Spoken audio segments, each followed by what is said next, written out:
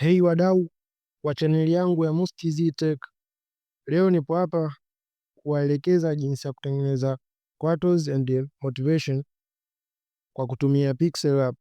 Sasa kama unataka kutengeneza motivation Quartz kwa kutumia Pixel App, hakikisha uwe na app ya Pinterest. Hiyo inaonekana hapo ya rangi nyekundu, inapatikana Play Store. Sasa utaingia katika application yako ya Pinterest, utakuja sehemu ilipoandikwa search for ideas, utaandika Quartz background. Kwa sababu mimi nilisha search hapo, result imetokea kwa chini hapo. Utaingia, utakuja, utachagua, utadownload background zako ambazo unazipenda.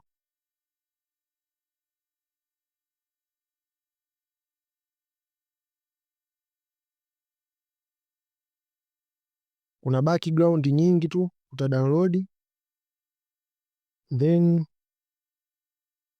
utatoka kabisa katika application ya Pinterest, kwa sababu yenyewe ni kwa sababu tu ya kudownload background. Then utaingia katika application yako ya Pixel App. Ukishaingia kama hivi, itafunguka kama ilivyo hapo. Utakuja juu hapo kwenye vinukta vitatu, utaingia, utakuja hapo use image from gallery. Utakuja, utachagua picha yako ambayo unataka kutumia.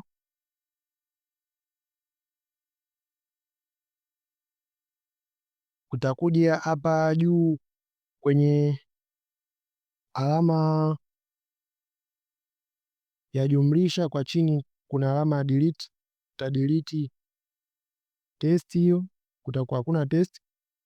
Utakuja hapa chini kwenye alama ya A, utagusa. Utakuja hapo sehemu pameandika Quartz. App ya Pixel App ina motivation na Quartz nyingi, kwa hiyo wewe utachagua tu hapo kama wewe hauna kwako kichwani. Kwa mfano mimi nitachagua hiyo I am not afraid, I was born to do this. Utakuja utaweka hapo, bao utapunguza ili kae hapo, utaweka. Labda unataka kuchagua size, utaongeza hapo, utapunguza kama unataka. Ni ubunifu wako tu. Ukitaka color utakuja hapo utachange, labda nataka uweke nyekundu, ila mimi nimependa hiyo yenye nyeupe. Texture kama unataka kubadilisha, kisha utasave Quartz yako na utaenda kutumia katika mitandao ya kijamii, labda Facebook, kwa kuposti na kupata engagement.